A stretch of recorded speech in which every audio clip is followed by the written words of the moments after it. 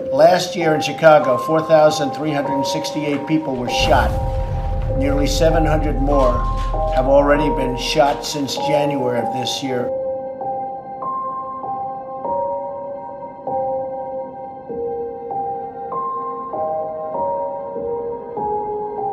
What's going on in Chicago?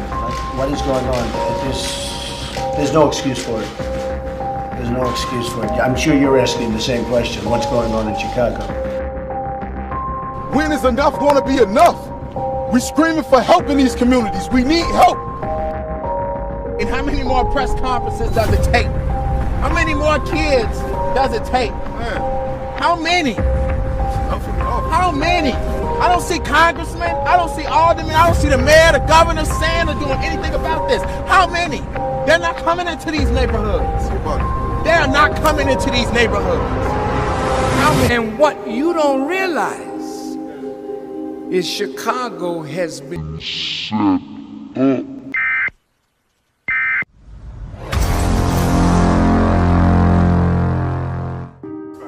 As bloody as 2016 was in Chicago, this year is starting out even worse. 228 people have been shot so far this month, up from 216 a year ago. 42 of them were homicides. 34 were a year ago. Mayor Rahm Emanuel. I'm very concerned. I'm very upset about it. And so too, apparently, is the president, who tweeted last night that if Chicago doesn't fix the horrible carnage going on, I will send in the feds. The tweet came a day after Emanuel had criticized the new president's priorities. This is unsolicited advice. You didn't get elected to debate the crowd size of your inaugural. Which left people here wondering whether the mayor had provoked Mr. Trump's threatening tweet or whether the president was actually signaling potential executive action, even martial law. Pat Dowell is on the city council. I think he's talking about federal troops, but we don't really need that in Chicago. What Chicago needs, she says, is federal funds for redevelopment, for education and job training. If he's talking about federal investment in Chicago, in terms of money, we're all for that. More jobs, not jails. It's a whole setup. Like, they have access to these guns so easily. Cops drop off boxes of guns in the hood. So these guns are just moved all the time around. There's no throwaway guns. Like, it's just some lost and found shit, you know what I mean? Just the next person is going to get it for cheaper or less or nothing at all. They already got the prisons and the concentration camps ready. Listen to me.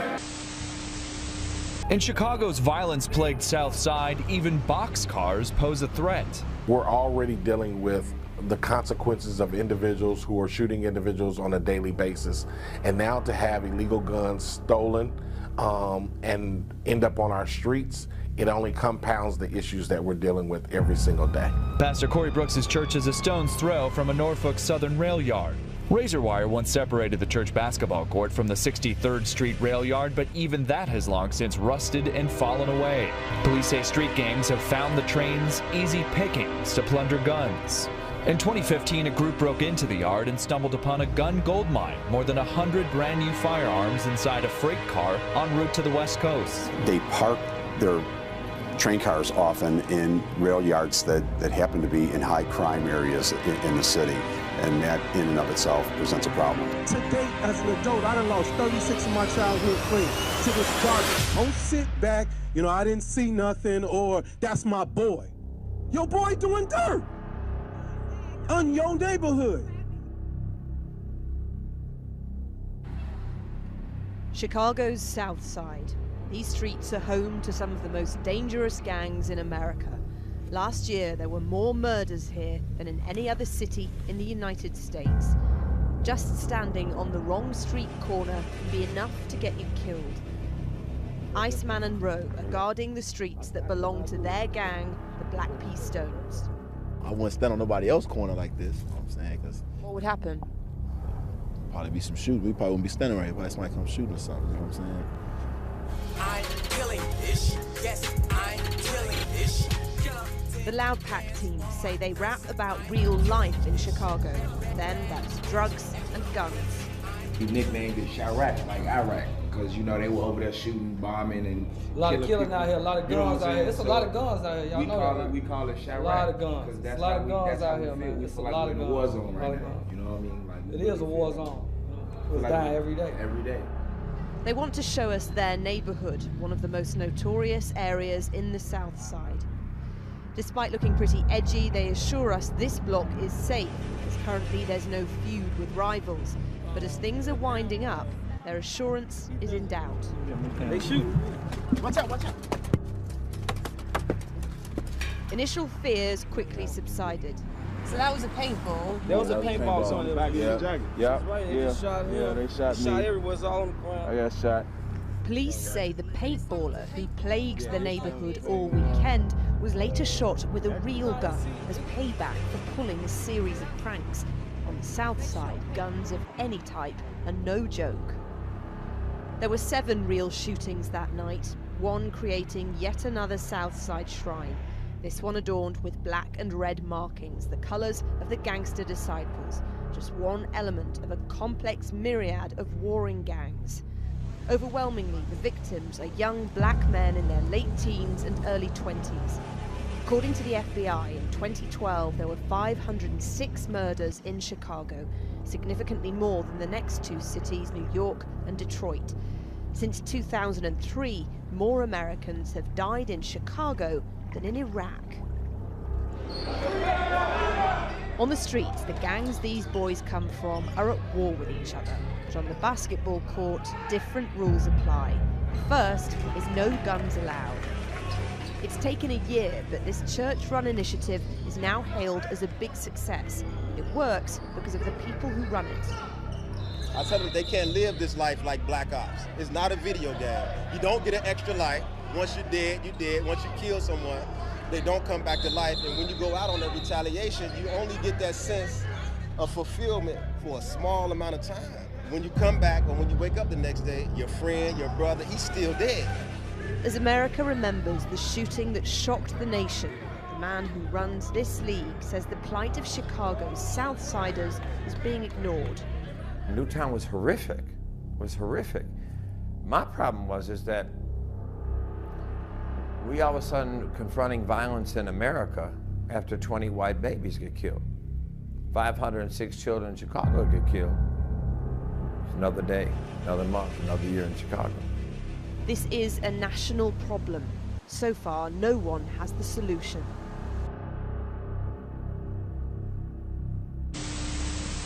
And everyone's got a gun. Everybody got a gun. I don't know, listen, I never seen so many guns. Like, we had a lot of guns, but I never seen so many guns like now, ever. And it's like they dropped. It's like they dropped off, like somebody dropped off crates of guns in everybody's hood. Like, it seemed like it was designed for a motherfucker to lose. Like somebody putting all these guns here. Well, you got little kids and everybody got guns.